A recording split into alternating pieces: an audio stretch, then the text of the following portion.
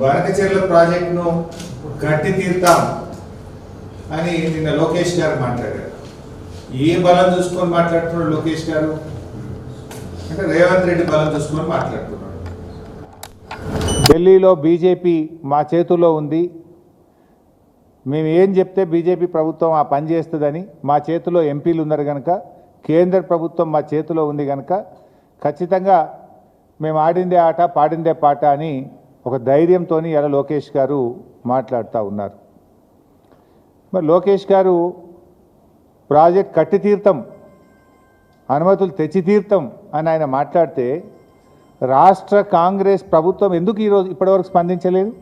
ఎట్లా కడతావు, మా తెలంగాణ హక్కుల సంగతి ఏంది అని ముఖ్యమంత్రి మాట్లాడాడు, నీళ్ళ మంత్రి మాట్లాడాడు, కాంగ్రెస్ పార్టీ నుంచి కూడా ఎవరు మాట్లాడరు.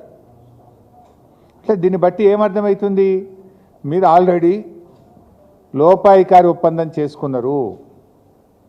మీ చీఫ్ సెక్రటరీ ఏమో గోదావరి బనకచెర్ల ఎజెండాలో ఉంటే మేము మీటింగ్కే రాము అని మీ చీఫ్ సెక్రటరీ లెటర్ రాస్తాడు.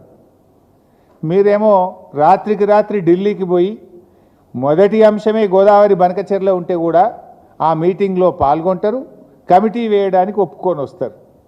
నీ ధైర్యం చూసుకొని నిన్న లోకేష్ గారు మాట్లాడారు, బనకచెర్ల కట్టి తీర్థం, ఎవడు అడ్డొచ్చినా కట్టి తీర్థమని మాట్లాడుతూ ఉన్నారు. మరి నువ్వు ఎందుకు మాట్లాడు? ఎందుకు ఈ రాష్ట్ర ప్రభుత్వం నోర్లు మూసుకున్నది అని నేను అడుగుతా ఉన్నా. అంటే ఇలా బనకచెర్లపై చంద్రబాబు నాయుడు గారి బుల్డోజింగ్ విధానాలకు కాంగ్రెస్ బీజేపీల మౌనం నుంచే, వీళ్ళ లోపాయికారి ఒప్పందం నుంచే ఇవాళ తెలుగుదేశం ప్రభుత్వం బుల్డోజింగ్ విధానాలు పాల్పడతా ఉంది.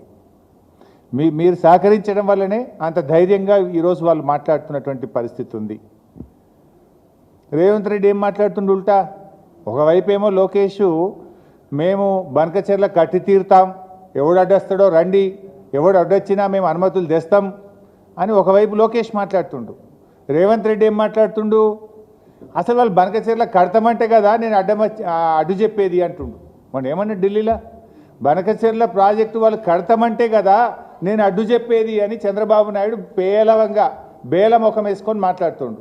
వాడు కట్టే తీరుతా, ఎవడు అడ్డం వస్తాడో రండ్రాబై, నేను అనుమతులు ఎట్లా దేవాలనో నాకు తెలుసు అని వాడు మాట్లాడుతుండు. నువ్వేం మాట్లాడుతున్నావు? రేవంత్ రెడ్డి వాడు అడమే చెప్తలేడు, ఎజెండాలో లేదని ఒక అబద్ధం మాట్లాడు. వాళ్ళు కడతామంటే కదా నేను అడ్డు చెప్పేది అని ఇంకొక వైపు మాట్లాడతాడు. అంటే ఈ మాటల్ని చూస్తూ ఉంటే రేవంత్ రెడ్డి ఆల్రెడీ సెటిల్ అయిపోయిండు. గురుదక్షిణ చెల్లించుకునే పనిలో ఇవాళ రేవంత్ రెడ్డి ఉన్నట్టుగా మాకు అర్థమవుతా ఉంది.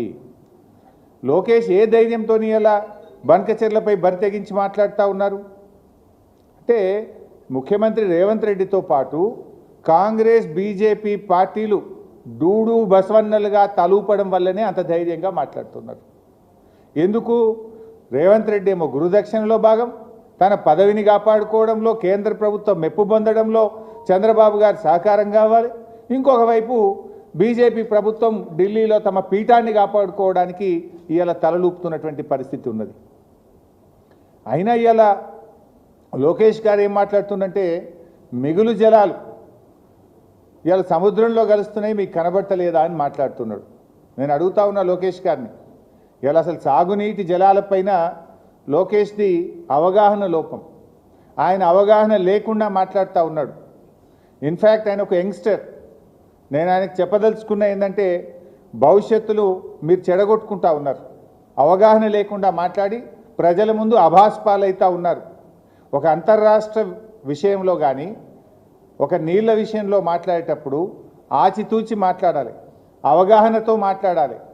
అధికారం ఉంది కదా, మందబలం ఉంది కదా, కేంద్రం మా చేతిలో ఉంది కదా, రేవంత్ రెడ్డి మా చేతిలో ఉన్నాడు కదా, మేము ఏం మాట్లాడితే అది చెల్తుంది అనుకుంటే అది పొరపాటు. నేను అడుగుతా ఉన్న లోకేష్ గారిని, మిగులు జలాలు సముద్రంలో కలుస్తున్నాయి అని మాట్లాడుతున్నారు మీరు. మరి నిజంగా నీళ్లు ఉన్నదే నిజమైతే కేంద్ర ప్రభుత్వ సంస్థలు సెంట్రల్ వాటర్ కమిషన్ మీ డిపిఆర్ని ఎందుకు తిప్పి పంపింది? కేంద్ర ప్రభుత్వ సంస్థ గోదావరి రివర్ మేనేజ్మెంట్ బోర్డు మీ డిపిఆర్ను ఎందుకు తిప్పి పంపింది? కేంద్ర ప్రభుత్వ ఆధ్వర్యంలో ఉన్న పోలవరం ప్రాజెక్ట్ అథారిటీ మీ గోదావరి బనకచెర్ల డిపిఆర్ను ఎందుకు తిరస్కరించింది? కేంద్ర ప్రభుత్వ ఎన్విరాన్మెంట్ మినిస్ట్రీ మీ యొక్క ఎన్విరాన్మెంట్ ఇంపాక్ట్ అసెస్మెంట్ కోసం ఇచ్చిన డిపిఆర్ను ఎందుకు తిరస్కరించి వాపస్ పంపింది? నీళ్లు ఉన్నదే నిజమైతే 4 కేంద్ర ప్రభుత్వ సంస్థలు మీ గోదావరి బనకచెర్ల డిపిఆర్ను ఎందుకు తిప్పి పంపాయి? ఎందుకు తిరస్కరించాయో సమాధానం చెప్పు. నీళ్లు ఉన్నాయని ఎవరు చెప్పిండ్రు? సెంట్రల్ వాటర్ కమిషన్ చెప్పిందా? ట్రిబ్యునల్ చెప్పిందా? ఎవరు చెప్పారు? ఎవరు తేల్చారు? ఉంటే అందులో తెలంగాణ వాటా ఎంత, ఆంధ్రప్రదేశ్ వాటా ఎంత? ముందు దానికి సమాధానం చెప్పండి.